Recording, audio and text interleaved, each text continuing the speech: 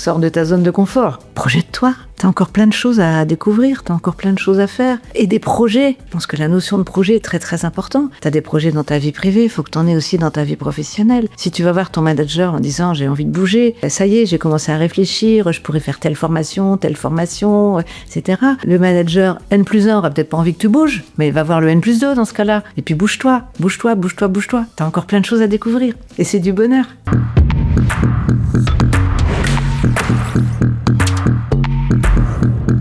Bonjour Danielle. Bonjour Mathilde. Je suis hyper heureuse de te recevoir. Mais en fait, c'est plutôt toi qui me reçois puisqu'on est dans ton bureau ce matin. Merci d'être venue me recevoir. Eh ben, franchement, c'est avec grand plaisir. Et merci à Anne-Claire qui est assise juste à côté de nous, qui a organisé cette rencontre, puisque c'est grâce à elle et que souvent on a des invités de grande qualité grâce à des personnes qui nous mettent en relation et donc on les remercie hyper sincèrement. Vous êtes sûre, tu es sûre que je suis à la hauteur de tout ce que tu Je n'ai aucun doute.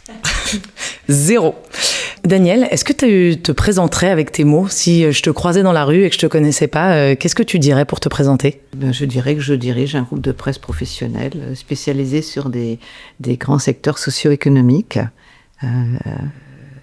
Et par ailleurs, ça fait 54 ans que je travaille et tous les ans, je me dis que je fais faire une année de plus et ça me va très bien.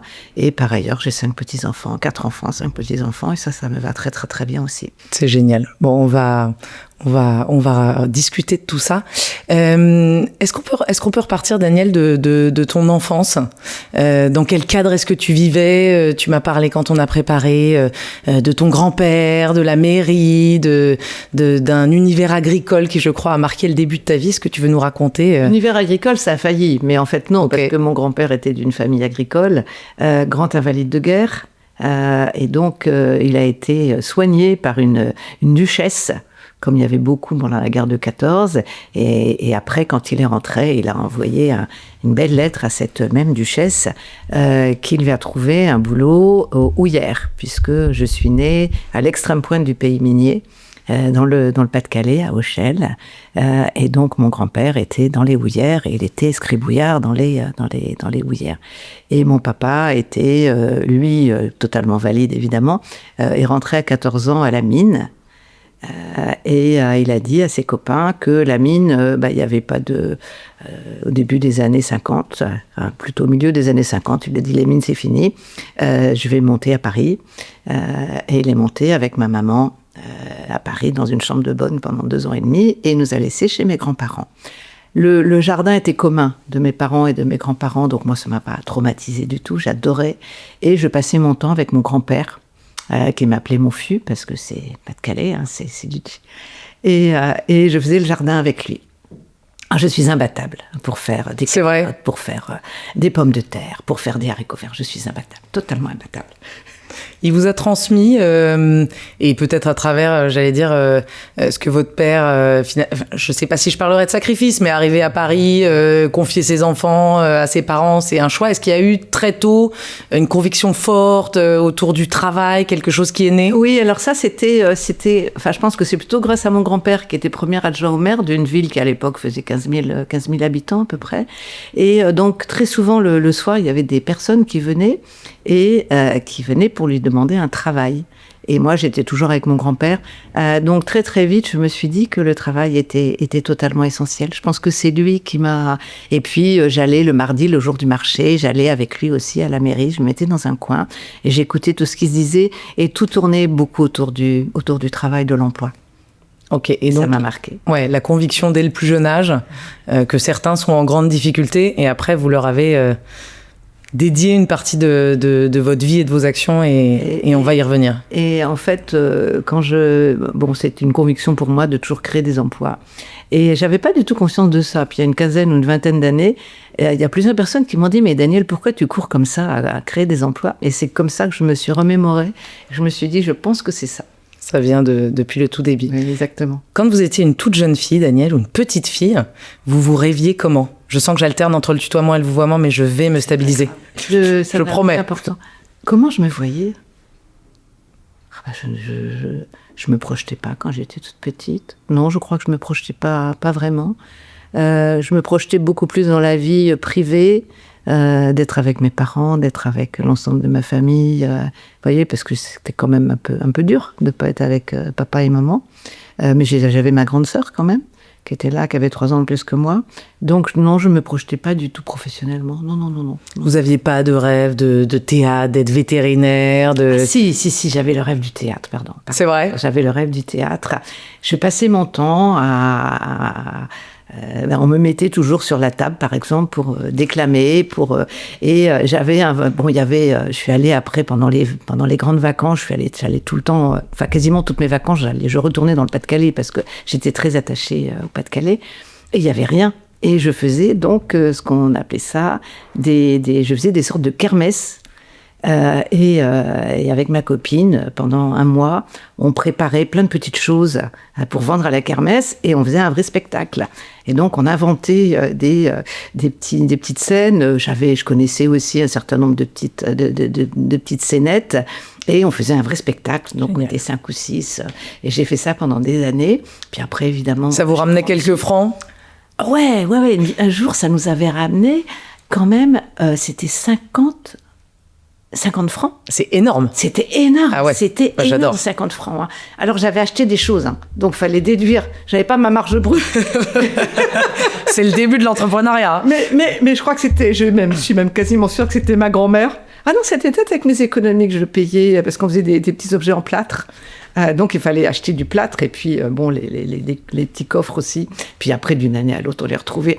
Donc, je comptais tout en brut, mais en fait, j'aurais dû enlever les charges que je Plus l'investissement en énergie pour avoir construit les spectacles. Ah mais non, mais c'était les vacances. Ah, donc, oui. Les vacances passaient à une vitesse extraordinaire à préparer tout ça.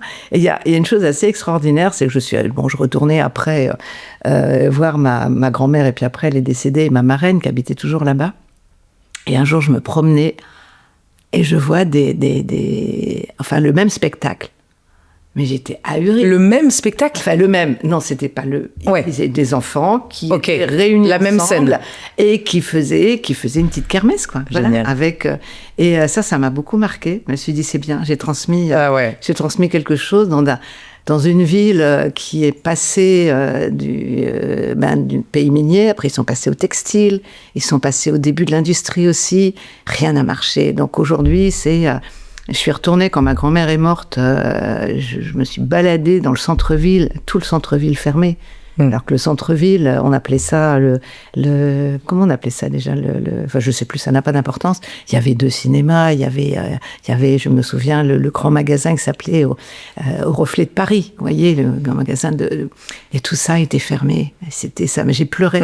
C'est hyper triste. J'ai pleuré, c'était tellement triste. Et évidemment, plus de 50% RN. C'est juste normal.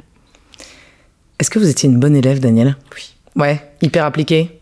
Très appliquée. Vous aimiez ça ? Ouais, je servais d'assistante à mes maîtresses. C'est vrai ? Ouais, je me souviens très très bien. On me mettait toujours à côté. À l'époque, tous les enfants allaient à l'école, même les enfants qui n'étaient pas tout à fait...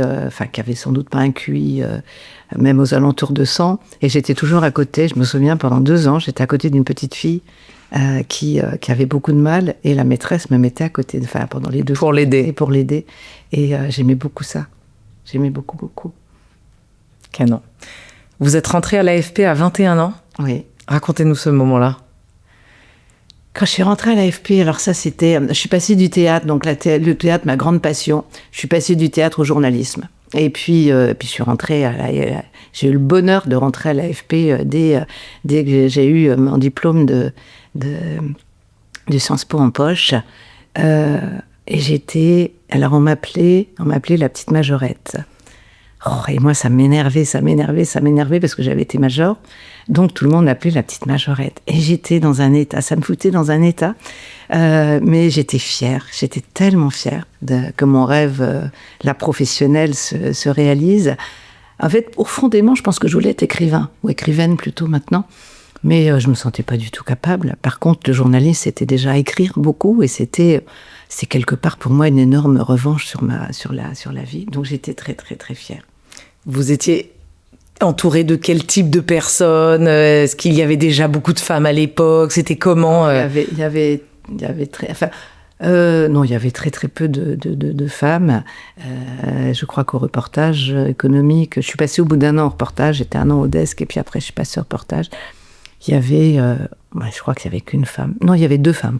Il y avait 2 femmes sur une vingtaine de journalistes. Avec moi, ça faisait 3. C'était dur de se faire sa place en étant toute jeune. Je crois que vous aviez 21 ans à ce moment-là. Est-ce que c'était... Je n'ai jamais... Je devais être un garçon quand je suis née. C'est-à-dire ? Je devais être un garçon. Je devais m'appeler Jean-Maurice et je devais être un garçon. Mais c'est-à-dire que vos parents, enfin les médecins avaient dit à vos parents... Mon papa avait dit, mais non, il y avait oui. Échographie, il n'y avait rien du tout, mais mon papa voulait un garçon. Donc vous deviez être un garçon. Voilà, et il a passé quasiment un jour avant d'aller voir ma maman, parce que j'étais une fille et pas un garçon. Donc en fait... Choix de prénom mixte. Exactement. Je ne me suis pas appelée Jean-Maurice, heureusement d'ailleurs, parce que c'était... Ça aurait été vachement osé, mais... Ça aurait été très... J'avais du mal à le porter. Donc je me suis appelée Danielle. Et en fait, je pense que c'est l'éducation de mes parents, parce que mon père n'a pas fait de différence garçon-fille. Pourtant j'adorais mes poupées, mais tout était possible. Enfin, j'avais pas de plafond de verre, aucun plafond de verre. Donc j'ai jamais, mais même après dans ma vie professionnelle, j'ai jamais ressenti... Peut-être je devais être augmentée à l'AFP, je l'ai pas été parce que je venais d'avoir un 2e enfant. Mais même, je me souviens le directeur de la rédaction qui m'avait appelé dans son bureau. Je m'étais dit, mais qu'est-ce qu'il me veut ? Il m'a dit, mais Daniel, je peux rattraper ça si vous voulez. Rattraper le fait que vous n'ayez pas eu l'augmentation. Que j'ai pas eu l'augmentation, okay. J'ai pas voulu. Vous n'avez pas voulu. Pourquoi ? C'était quelque part une ingérence, où c'était un passe-droit.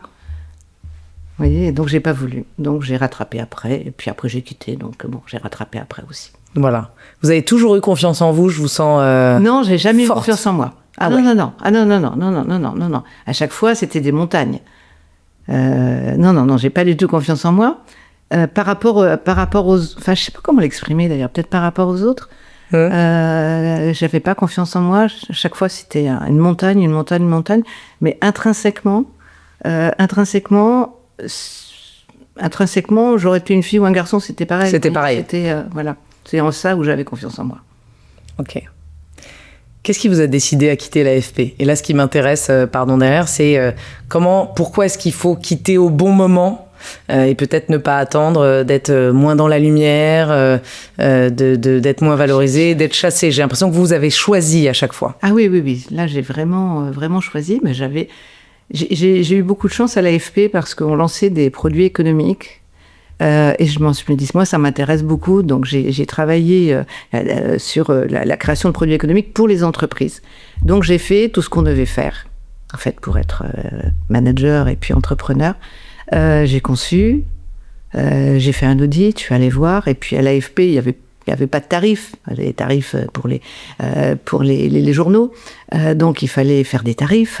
Et puis, fallait créer un service communication. Il n'y avait pas de service de communication non plus à l'AFP. Et j'ai fait tout ça. Je me suis occupée aussi, j'ai lancé une énorme opération qui était le 150aire de l'AFP, où j'ai réussi à trouver 2 millions de francs.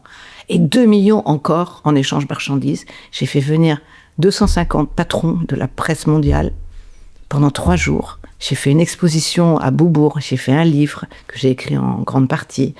J'ai fait sa première exposition sur les techniques modernes de communication. Génial. Donc, il y avait les petits Apple qui étaient grands comme ça. Tout ça, je l'ai fait au Palais de Chaillot quand même, qui était assez... Je ne sais pas comment j'ai réussi à faire tout ça. Je ne sais pas. Mais je l'ai fait. Et donc, ça, c'était 1 an avant que je parte. Et puis après... Mais je sens que ça vous a quand même vachement marqué parce que vous avez les yeux qui brillent comme... Ah bah c'était extraordinaire. J'ai fait... tout le monde se moque de moi parce que j'ai essayé de reconstituer tous les moyens de communication depuis la création de l'AFP, qui était l'agence Havas, qui était pas l'AFP.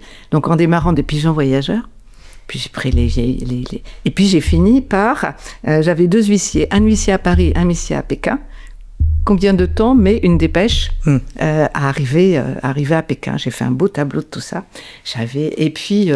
au fur et à mesure des 150 ans. Au fur et à mesure des 150 C'est génial. ans. Et j'ai fait des vraies courses par rapport à ça. Et c'était juste fabuleux. Donc au début, j'étais toute seule Et à la fin, j'avais 200 personnes de l'AFP qui étaient rentrées dans le coup. Même le service technique de l'AFP m'a dit « Mais Daniel, comment on peut t'aider? Comment on peut ?» Donc ça a été une très très belle opération, également en interne de l'AFP. Et il y avait 2000 personnes dans une énorme le vendredi, je me souviens, le vendredi soir, avec mes 250 presses du monde entier. Donc ça a réveillé la fierté. Et puis après, je suis retournée travailler, faire mes petites dépêches, etc. Je m'ennuie considérablement. Il y a forcément une descente après autant d'adrénaline et de... Ouais, donc il fallait que je devienne entrepreneuse. Voilà, et je suis devenue entrepreneuse. Cette idée de l'entrepreneuriat, elle était dans votre tête depuis longtemps? Elle s'est réveillée à ce moment-là? Elle s'est réveillée avec la création de ce service pour les entreprises. Vous voyez, petit à petit, j'ai couvert absolument tout ce qu'il faut, enfin toute la palette pour devenir entrepreneuse. J'ai toujours, vous voyez, même quand j'étais petite, que je faisais mes petites kermesses, j'ai toujours eu la notion de l'argent aussi. Donc c'était juste normal, mais j'y ai pensé à ce moment-là, donc ça a mûri progressivement. Et puis bon, j'avais le soutien également familial, hein, ce qui est quand même aussi important. Donc voilà. Et puis vous avez une sacrée capacité à fédérer, non?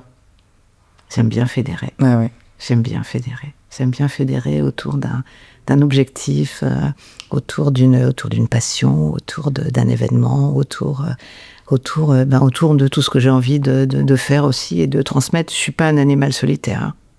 Pas du tout. Je sais pas comment font les auto-entrepreneurs, enfin les personnes qui sont toutes seules, parce que moi je sais pas vivre toute seule. Et je comprends. Je comprends même très bien. Et racontez-nous alors cette création d'entreprise. Vous avez créé Altedia. Non, pas du tout. Et ben alors là, la première fois, c'est de ma faute. C'était une agence de presse, qui s'appelait demain, je l'ai perdu. Vous m'avez dit Altedia, donc j'ai le mot Altedia c'était une agence de presse, parce que c'était la seule chose que je connaissais. Et puis après j'ai changé ma vie. L'agence de presse c'était bien développé, magazine, hein, parce que bon. Et puis là, ma vie avait complètement changé. Et là, avec mon nouveau compagnon, on a créé Altedia. À ce moment-là. À ce moment-là, oui. Vous avez créé donc avec votre nouveau compagnon. Donc c'est comment créer une entreprise en couple? D'abord, on était 3. Okay. Il y avait le stratège, le financier, la fourmi travailleuse. C'est comme ça que je le définis. Okay. J'ai fini les 3. Il y a toujours les 3. Hein. Qui était, enfin sans citer le nom, pardon, mais c'était un ami, c'était une connaissance professionnelle. Qui était ce troisième qui a eu envie de s'embarquer avec vous deux? Ce troisième, mon compagnon, avant il avait fait son tour de piste et puis l'une des sociétés, l'un des patrons de ces sociétés qu'il avait contacté, il lui a dit mais vous avez besoin d'un financier. Moi, ça tombe bien, je viens de reprendre une boîte et il y a le dirigeant qui est disponible et il va vous aider. Donc, il nous a aidés et puis en arrivant très près de la création, ce même financier a dit « Mais moi, ça m'intéresse cette aventure, on part ensemble » et vous vous rendez compte, ça fait 35 ans qu'on travaille ensemble tous les 3. Incroyable. Et alors, cette aventure Altedia, au départ, c'était la presse professionnelle et la communication. Ok. Et la presse professionnelle, on a pu racheter très très vite un certain nombre de médias. Et moi, dans la partie presse, je recréais ce que je savais faire, c'est-à-dire une agence de presse. Hein. J'étais quand même un petit peu monomaniaque, si je puis dire. Et puis on a racheté une première agence de com. Donc j'avais la création de l'agence de presse plus ce rachat de boîtes de com, qui était assez connu, il s'appelait Cinélogue à l'époque, était plutôt de com-fi, qui n'avait plus beaucoup de chiffre d'affaires et qui avait encore 50 ou 60 personnes. Donc, et j'étais enceinte. Donc je me suis mis à bras le corps sur les deux ensemble, et c'est redevenu une belle entreprise qu'on a appelée après Altedia Communication. Et au bout d'un moment, on a laissé tomber l'agence de presse. On a vendu la presse d'ailleurs complètement. Et là, on s'est tourné, puisque mon compagnon est expert en ressources humaines, on s'est tourné vers les ressources humaines. Et là, ça a été extraordinaire. En très très peu de temps, on est rentré en bourse. bout de 2 ans, 3 ans, parce qu'on a... Incroyable. Oui, mais ça, c'est pas dû à moi du tout. Pas du tout. Mais un peu, Daniel. Non, c'est vraiment... Au camarade financier? Non, à mon compagnon. Ok. Parce c'est comme Peter Pan. Il a recollé son image personnelle sur son entreprise et on a explosé. On a vraiment explosé. Alors évidemment, moi aussi, donc je me suis tournée beaucoup sur les ressources humaines, beaucoup sur des grosses opérations de transformation. J'ai accompagné toutes les grandes entreprises publiques dans leur transformation, changement de statut, ouverture du capital, ouverture à l'international, etc. pendant des années. Et vous avez aimé faire ça? J'ai adoré faire ça. Ouais. J'ai adoré faire ça parce que là, j'étais sur des échelles de 150 000, 200 000 personnes à qui il fallait expliquer qu'ils allaient changer et pourquoi ils allaient changer, pourquoi ils devaient changer et pourquoi c'était bien pour eux. Donc, il fallait les embarquer. Et donc, c'est toujours pareil, les embarquer. Et il faut les embarquer aussi avec beaucoup pour le corps social, il faut les embarquer avec beaucoup de techniques de com. Bien sûr. Donc, je faisais du conseil en ressources humaines auprès de dirigeants et en même temps, il fallait embarquer toutes ces personnes. Mais c'était des choses extraordinaires. Vous voyez, vous prenez Aérospatiale, qui devient Aérospatiale Matra, qui devient EADS et qui devient après Airbus. Alors, je ne suis pas allée jusqu'à Airbus, je me suis arrêtée à EADS que j'ai suivi pendant quelques années, mais c'était un de mes plus beaux souvenirs, justement, concernant Aérospatiale. On fait la première opération d'Aérospatiale qui devait se transformer et Matra devait rentrer. Et donc, on faisait des réunions partout dans les entreprises, en petits comités. Donc, on avait plein d'ambassadeurs qui avaient accepté de transmettre comme ça. Et Aérospatiale, il y avait les 3-8 à l'époque. Donc, il fallait prendre les ouvriers, qu'on appelle les compagnons, fallait les prendre entre la fin de leur travail. Donc, c'était 6 heures du matin. Donc, les réunions étaient organisées. Et quand on a débriefé après, et la DIRCOM de Aérospatiale m'a dit, mais moi, j'ai mon plus beau souvenir professionnel. C'est cette réunion à 6 heures du matin. Vous aviez les compagnons qui avaient passé leur nuit à travailler et qui étaient rentrés dans cette réunion complètement et qui se posaient la question de l'avenir de l'aérien dans le ciel mondial. Mais elle m'a dit, c'est le plus beau souvenir de ma vie. Génial. Quelles sont les compétences, les qualités qui vous ont le plus servi jusque-là dans votre vie professionnelle? La niaque. La bienveillance, l'empathie, mais je pense que ça va avec la bienveillance, le travail, parce que c'est une valeur, et puis aussi assumer ses choix. Donc je ne regarde jamais en arrière. Je fais mes choix, je peux être plus ou moins longue, mais à partir du moment où il est fait, je me dis pas « Oh là là, est-ce que j'aurais dû faire ça ?» Non, c'est fini, c'est passé. Mais il faut toujours faire le 360 degrés, quoi. Et puis on en fait des bons et on en fait des moins bons. Puis on assume. Puis il faut toujours assumer et puis repartir du bon pied. Et toujours aussi convaincre. Je pense que la capacité de conviction aussi, c'est important. Et puis conserver ses valeurs, toujours. Ne jamais tergiverser sur ses valeurs. Je pense que c'est très, très important. Voilà, je pense que j'ai fait le tour.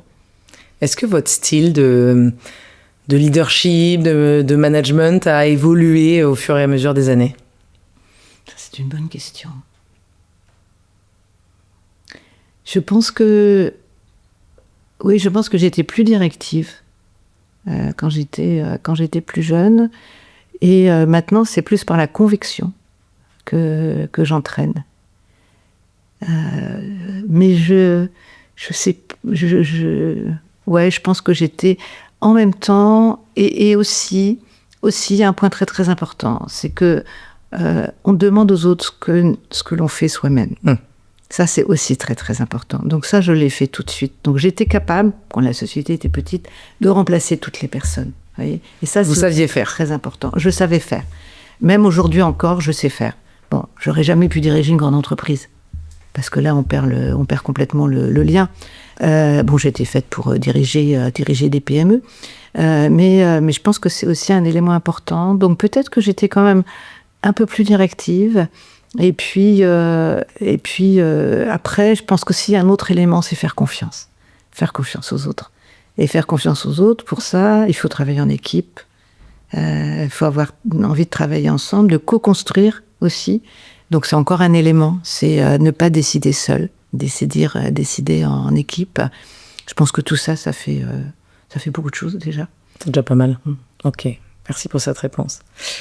Il me semble que vous m'avez dit que vous aviez vendu Altedia, puisqu'à 52 ans, je cite, et j'espère que je cite bien, il vous était insupportable de savoir comment vous alliez terminer votre vie professionnelle. Alors, je n'ai pas décidé toute seule de vendre. Nous étions 3, donc il fallait décider à 3. Mais effectivement, quand on a commencé à émettre l'idée, on était rentré en bourse, on caracolait, etc. Donc on n'avait aucune raison de vendre. Moi, j'étais bien avec mes gros chantiers, avec mes grandes entreprises, à faire des choses que j'avais jamais faites parce qu'avec toutes les équipes, on avait réfléchi puis on lançait un nouveau truc. On faisait de l'IA. On faisait beaucoup d'IA déjà, en 2004. Hein. Il faut le redire, ça, Daniel. Oui, en 2004, on faisait déjà beaucoup d'IA. Donc, on travaillait avec, c'est une aparté, un petit professeur Nimbus qui avait trouvé un système pour agréger les mots. Pas définir le poids des mots, parce que ça, c'est très facile, mais trouver les occurrences entre les mots et à partir de ça, être capable de résumer très, très fortement. Même des centaines de milliers de mots. Donc, on a commencé à faire ça en 2004, vous voyez. Donc, on était le seul cabinet de ressources humaines à être capable de faire ça. Donc, ça permettait aussi d'aller beaucoup plus vite, vous voyez, sur des chantiers de transformation. Je ferme la parenthèse. Donc, effectivement, moi, je me suis dit, pourquoi j'étais bien dans ce que je faisais. J'avais une équipe extraordinaire, une garde rapprochée extraordinaire. Et effectivement, je me suis dit, ouais, c'est insupportable pour moi de me dire que je vois, quand je vais finir ma vie professionnelle, peut-être que j'aurais envie de m'arrêter à l'âge de la retraite, mais c'est insupportable, c'est totalement insupportable. Voilà, donc j'ai dit, ouais, bon, on y va. Donc vous avez vendu à ce moment-là. Oui. Est-ce que c'était évident, est-ce que c'était très clair pour vous de comment est-ce que allait être la suite ? Non. Non. Ça a été un temps de quoi ? De pause ? Vous êtes reparti à cheval tout de suite ? Non. Excusez-moi, je réfléchis dans ma petite tête. Non, le processus a été assez court. Et moi, je me posais pas la question. Je savais que je ne pouvais plus faire ce que je savais faire pendant 5 ans. Donc, c'était quand même énorme, 5 ans. Je devais rester 3 ans dans l'entreprise. Donc, de toute façon, pendant 3 ans, je continuais à faire ce que je savais faire. Donc, vous voyez, pour moi, c'était un avenir assez lointain. Mais assez vite, on est entré en contact un peu par hasard avec le fondateur d'une start-up qui s'appelait AEF. Et il voulait se développer dans les ressources humaines, ça tombe bien puisque moi il y avait un peu d'expertise. Tous les RH de l'époque, c'était tous mes copains. Et donc on est rentré dans le capital, et on a injecté beaucoup d'argent. Donc j'avais déjà cette perspective d'y aller ou de ne pas y aller, et éventuellement de refaire totalement autre chose. Donc non, j'avais aucune angoisse. Bon, j'avais aussi quelque part financièrement. Et ça, c'est quand même un élément très, très important. Il faut le dire. Ça, mes 4 enfants, c'est même un élément essentiel. J'avais de l'argent. Vous étiez sécurisé de ce point de vue-là. Sécurisé, donc franchement... Ce qui permet de rêver un peu fou, un peu grand. Ça, voilà, il n'y a pas d'hypocrisie, effectivement, vis-à-vis de ça. Non. C'est extrêmement important. Et donc, cette rencontre avec ce jeune start-upper. Oui, alors c'est pas passé par moi. C'est d'abord passé par mon compagnon, puis après je l'ai rencontré. Et puis on a commencé à travailler ensemble. Et j'ai quitté un vendredi en janvier 2009, peut-être le 22 ou le 23 janvier 2009. Et le lundi matin, j'étais dans cette start-up qui avait quand même. Ah oui, donc le mot pause ne correspond pas du tout. Il s'agit d'un week-end. Non, la pause. Non, j'ai même pas. J'ai eu un week-end. Si, j'ai. C'est énorme. C'était énorme, un week-end. Mais en fait, la petite start-up avait triplé de taille. Ok. Puisque entre 2005 et 2009, c'est formidablement développé dans les ressources humaines, dans le secteur des ressources humaines. Donc, c'était 45 personnes. Mais j'ai eu quand même un choc stratégique. J'ai eu un choc quand je suis arrivée, puisque je n'avais pas de bureau. Enfin, on m'a trouvé un KGB qui faisait 3 mètres carrés. Je n'avais pas d'imprimante. En fait, j'avais rien. J'avais pas d'assistante non plus. Alors, j'étais bien l'outil. J'avais une assistante depuis 25 ans. Mais c'est très bien, j'étais ravie. Voilà. Comment on se réadapte Bon, très bien. Facile. Le samedi, je venais pour faire mon assistanat. Ben voilà. La valeur travail, l'agnac, l'agilité. Et puis, oui, mais non, mais c'est ce que je voulais. Donc j'ai recommencé. Je recommençais pas forcément à zéro. J'avais beaucoup moins d'angoisse. J'avais pas l'angoisse financière. Vous voyez, la banque est quand même très très importante. Cette boîte, elle avait triplé de taille. Donc bon. Il y avait des bons signaux. Elle avait des très très bons signaux. J'ai vu les 45 personnes et je trouvais que les 45 personnes étaient toutes géniales. Donc voilà, il y avait plus qu'à y aller, quoi, et à continuer de développer. Votre poste aujourd'hui, racontez-nous, Danielle, ce que vous faites. Ce que je fais aujourd'hui. Qu'est-ce que je fais aujourd'hui ? J'essaie de développer. Enfin, je développe. Je fais confiance aux gens qui m'entourent. Donc, tous les gens qui m'entourent... C'est combien de personnes à EF Info aujourd'hui ? C'est 185, je crois. Waouh. Oui, à peu près 185. Oui, ça va être 185. Bon, c'est petit, hein. C'est tout petit. Bon, c'est petit, pas si petit. Mais maintenant, on est quand même, on a dépassé, on dit toujours 80 journalistes. On vient d'en absorber 6 de plus. Donc, en fait, on a repris un média qui s'appelle Novétique. Donc, en fait, l'AEF traditionnelle, si je puis dire, enfin l'AEF telle que je l'ai connue quand je suis rentrée à AEF en 2009. Se développe, vit bien. Donc, les gens qui font, je les laisse faire. Et puis, moi, ce que j'aime, c'est développer. Donc, je développe. Donc, développer, ça veut dire créer de nouvelles offres, nouveaux contrats, nouveaux leviers financiers, c'est tout ça. Et vous savez qu'une fois, j'ai eu le droit à un défilé dans mon bureau. J'ai 5-6 personnes qui ont défilé dans mon bureau, qui ont dit « Danielle, on veut te parler ». Ça arrive dans mon bureau, et il y avait une personne qui est pas loin de nous, qui faisait partie d'ailleurs de ce petit défilé. Elle a dit « Danielle, tu nous promets que l'année dernière, tu ne lances rien, tu ne crées rien. » Alors je leur ai répondu « Mais bien sûr, non, c'est évident, mais je ne crée aucun événement. C'est promis, juré. Bon, Danielle, on te croit, on te fait confiance. Oui, Danielle. » Parce qu'ils étaient chargés. Voilà, et cette année-là, j'ai créé quoi ? Un site internet important, nouvellevipro.fr. Mais qu'un site internet. Parce que vous êtes... c'est impossible de résister à l'envie de créer, vous avez trop d'idées, vous captez trop de signaux, il y a ça à faire, on devrait... Oui, exactement. Donc, je dois être très, très chiante. Pardon, excusez-moi. Je ne le sais pas, mais il est évident que pour des patrons qui ont beaucoup d'idées, qui ont envie d'aller très vite, c'est pas toujours évident pour les équipes qui les entourent et qui doivent exécuter en partie les volontés. J'ai la chance d'avoir un CODIR extraordinaire, j'ai la chance d'avoir des chefs de projet extraordinaires aussi. Ils sont pas membres du CODIR pour pas qu'ils soient trop importants, mais qu'ils sont extraordinaires, qui développent de leur côté. Donc là, je suis pas mal plutôt en développement externe là. Vous avez fait beaucoup de choses pour les jeunes. Oui. Vous faites beaucoup de choses, d'ailleurs, je ne sais même pas pourquoi j'en parlerai au passé. Racontez-nous un peu ce que vous faites et pourquoi est-ce que le sujet des jeunes générations peut-être vous interpelle particulièrement. Je sais que vous ne faites pas que pour les jeunes. Il m'a interpellée en 2012, 14 juillet 2012. Okay. Les jeunes étaient allés dans la rue 14 juillet, la nuit du 13 au 14 juillet, avaient détruit plein de choses à Mantes-la-Jolie. Et mon compagnon regardait le défilé. Et moi, je ne regarde pas la télé. Donc, après, il y avait les informations, on parle de ça. Et moi, ça m'a ému, disant, mais c'est pas possible, on peut pas laisser cette jeunesse. Il n'y avait pas de raison. Il n'y avait aucune raison objective pour qu'ils fassent ça. Et c'est pas, ils ont envie de casser, quoi. C'est plus profond que ça. Donc, je me suis dit, Danielle, tu vas dans le 9-3 ou le 94-95 et tu prends un bâton de pèlerin en disant, je veux aider des jeunes. Ben non. Mais peut-être que je peux en parler aux abonnés d'AEF et peut-être que je peux en parler également à l'État. Puisque, on a quand même aussi beaucoup d'acquaintances avec les ministères que nous couvrons.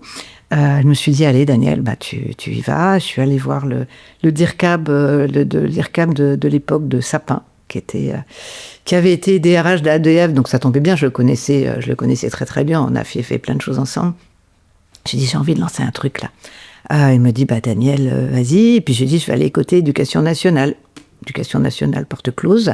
Je dis, c'est pas grave, je vais aller à Matignon. Donc, je vais à Matignon. Et puis, on commence à travailler. On me dit, Daniel, tu fais une note. Je fais une note. J'avais un contact avec un conseiller de Matignon. Donc, j'amende ma note. Au début, j'étais vraiment sur les décrocheurs, enfin, sur ce qu'on appelle les NEETs, etc. Et puis, je dis, mais non, ouvre à toute la jeunesse et priorise sur les jeunes en difficulté. Et puis, ça n'avançait pas trop. Donc, je commençais à m'énerver un petit peu. Et le DIRCAB de Monsieur Sapin de l'époque me dit, oui, mais Daniel, c'est parce que tu demandes un petit peu de sous.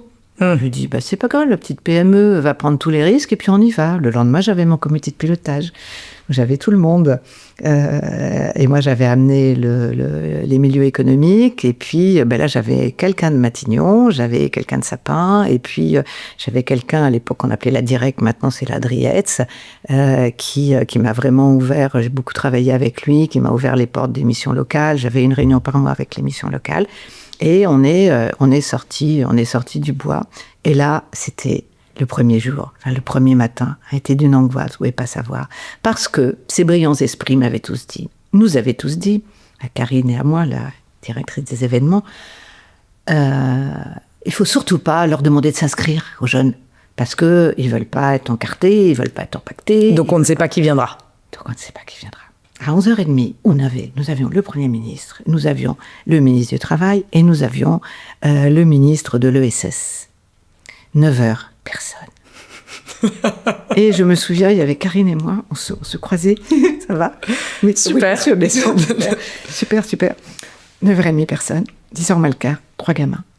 10h, ça commençait, et 11h, c'était plein. Ah. Et on a eu, pendant les 2 jours, on a eu près de 10 000 gamins. Donc quand les 3 sont arrivés, il y avait du monde. C'est magnifique. En même temps, c'était un très beau jour. C'était un jour où je pense que j'ai été la plus angoissée de ma vie. Et après, à l'inverse. Et après, pas forcément parce que je savais pas quelle serait l'adéquation, vous voyez, entre les offres proposées, mais j'avais énormément d'offres. Et puis, c'est la première fois qu'on invitait les jeunes des quartiers prioritaires de la ville à venir rencontrer. Donc, c'était un choc aussi pour eux. Et c'était un choc aussi pour les recruteurs. Vous voyez, mais c'était un choc très salutaire. Et ils ont continué, ils ont été très très très fidèles pendant des années.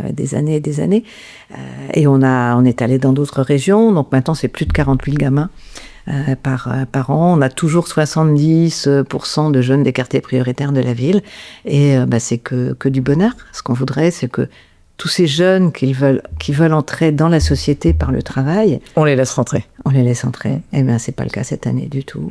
Et, vous trouvez qu'il y a un vrai déclin cette année? Oui, je pense qu'il y a un phénomène conjoncturel, un phénomène structurel à court terme et un phénomène structurel à long terme. Conjoncturel, c'est qu'il y a beaucoup de... Nous, on travaille essentiellement avec des grandes entreprises. On a beaucoup travaillé avec elles encore en avril, pendant la période de l'alternance, même s'il y a eu beaucoup d'alternance. En septembre, on fait une grosse manifestation pour tous les jeunes qui veulent rentrer dans la vie professionnelle, qui ont fini leurs études. Et maintenant, on s'est rajouté la catégorie des jeunes qui cherchent encore leur entreprise pour leur alternance. Et puis, vous avez les décrocheurs de l'année qui se disent « ça y est, je vais raccrocher ».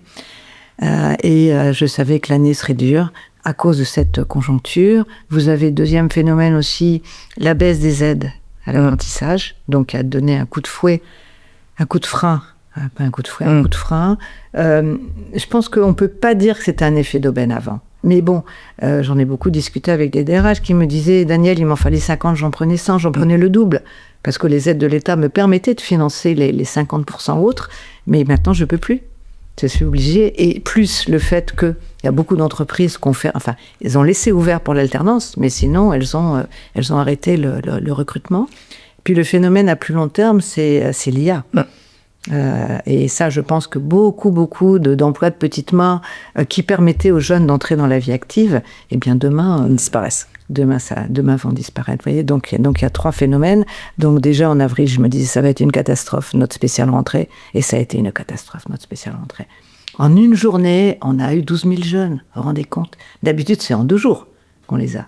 Donc là, il y en avait beaucoup dans le besoin. Et on avait 10 fois moins d'offres, on avait 10 fois moins d'entreprises. Enfin, c'était l'horreur. Cette journée. Le thème de l'IA est évidemment hyper redondant.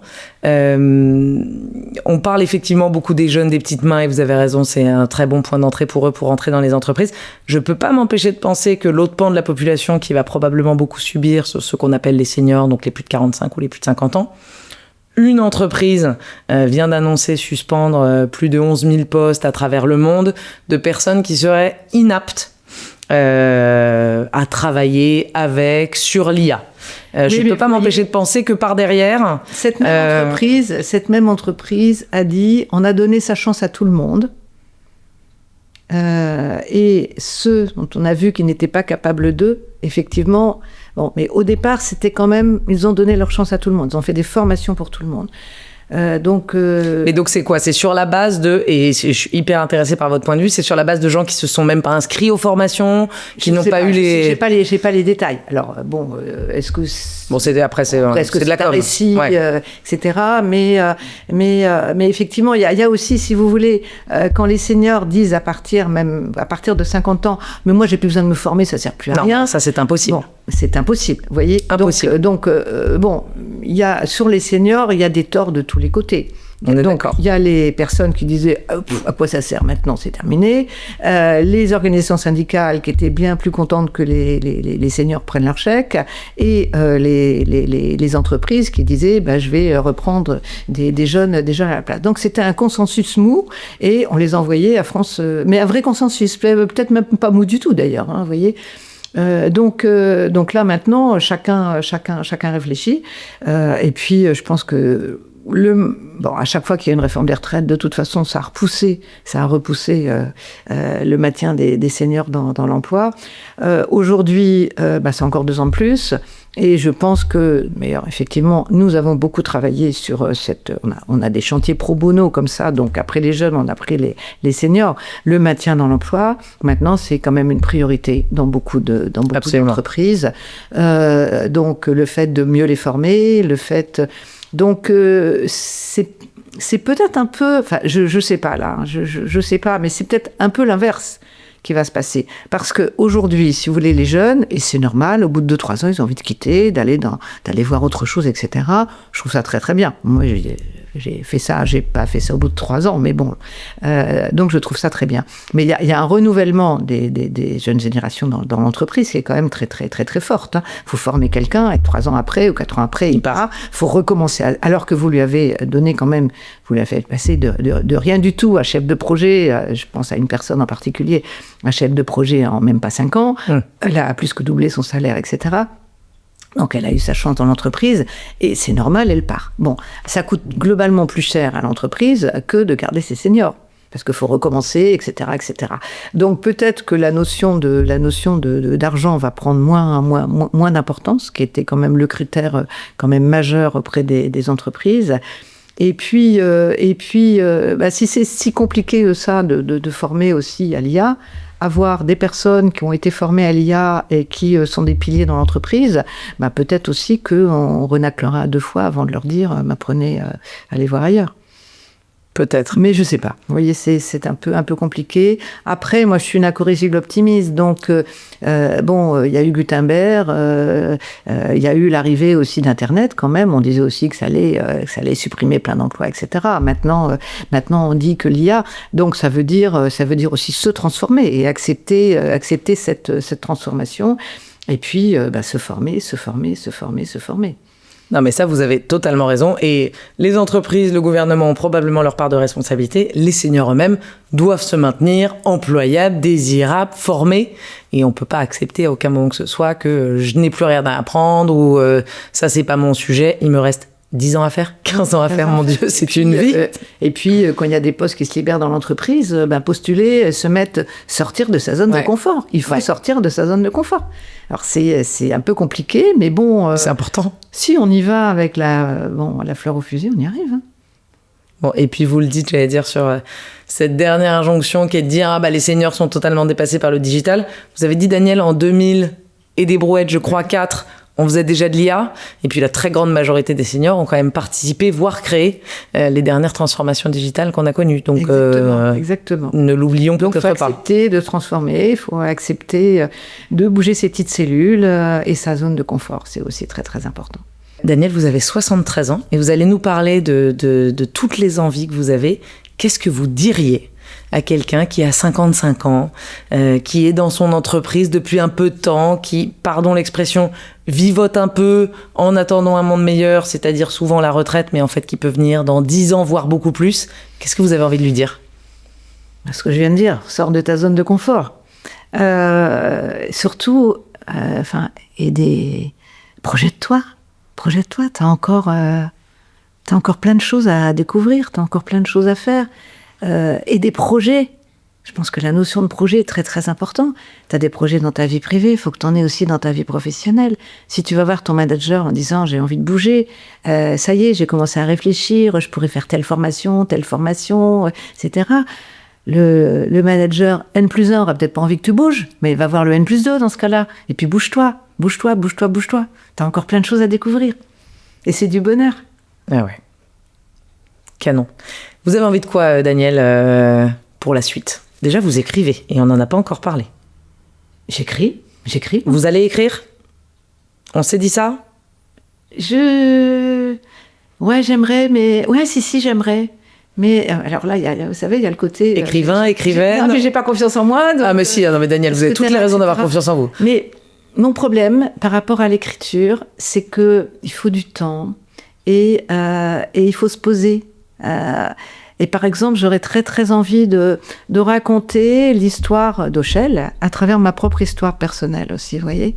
Donc ça veut dire faire des recherches, ça veut dire aller sur le terrain, ça veut dire interviewer des gens, rencontrer d'autres personnes qui sont parties, qui ont réussi, mais qui sont peut-être retournées aussi à Auchel. Moi, j'y suis pas retournée, vous voyez, quelque part, j'aurais dû peut-être y retourner aussi. Et j'ai encore tellement de choses à faire que je sais pas quand je vais poser mes valises. C'est surtout ça mon problème. Et faire les deux ensemble, non, je pense que j'irai plutôt... j'aimerais bien travailler moins. Travailler autrement. Donc, travailler professionnellement peut-être un peu moins. Et dans mon mi-temps qui me reste, faire 100% d'associatif, vous voyez. Mais bon, on a repris une société, là, il y a quelques mois, donc Vous allez vraiment définitivement pas du tout poser vos valises ? Non.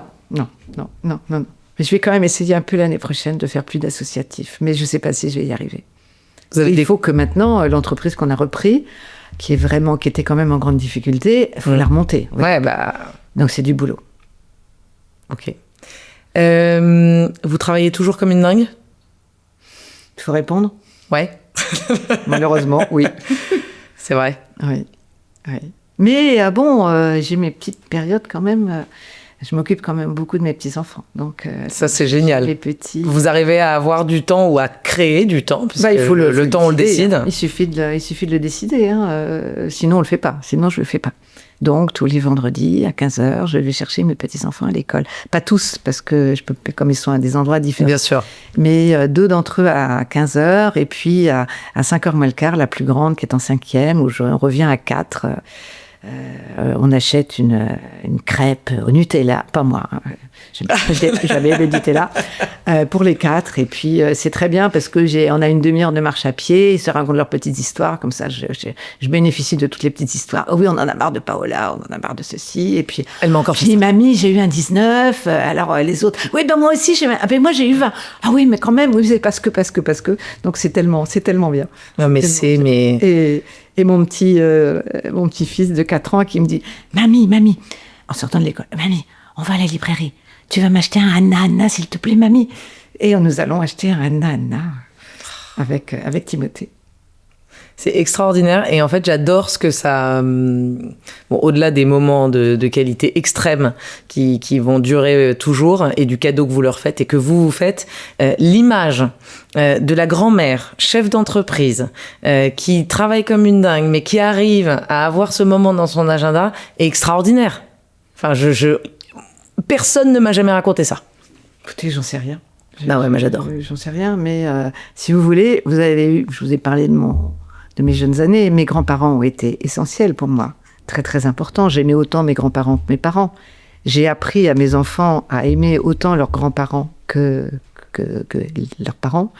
Et je voulais absolument que ce lien, enfin et mes enfants aussi d'ailleurs, que ce lien soit exactement le même. Donc j'ai un lien viscéral avec mes petits-enfants, comme je l'ai avec mes enfants.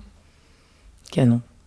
Notre média, vous le savez Daniel, s'appelle Noldy is Trendy. L'objectif c'est de montrer que l'expérience c'est tendance en brossant des portraits particulièrement inspirants comme le vôtre. On s'adresse aux plus de 45 ans qui parfois ont été un peu cabossés et qui se disent est-ce que je suis encore capable, est-ce que je peux, est-ce que je mérite ça, est-ce que c'est possible, et on s'adresse aussi aux plus jeunes générations parce qu'on veut qu'elles puissent changer le regard qu'elles projettent sur les plus seniors, les plus âgés, parce qu'elles ont aussi de plus en plus le pouvoir de décider, de recruter, de faire en sorte que ces seniors puissent avoir la place qu'ils méritent dans le monde de l'emploi. J'ai envie de vous laisser le mot de la fin. Est-ce qu'il y a quelque chose que vous avez envie de dire ?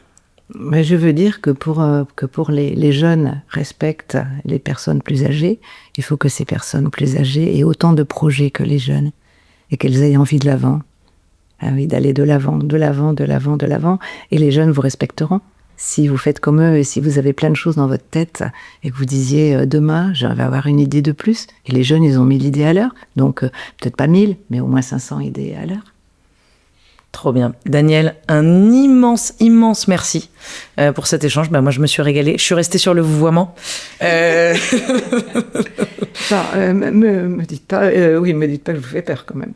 Non, vous ne faites pas peur. J'aime bien. Ouais, ok. Alors, donc, j'ai carrément failli. Daniel, un immense merci pour ton accueil et pour cette interview. Et on continuera sur le tutoiement. J'ai vraiment beaucoup aimé. Je suis sûre que ça aura un vrai écho. Donc, merci pour ça. Merci Mathilde, à toi.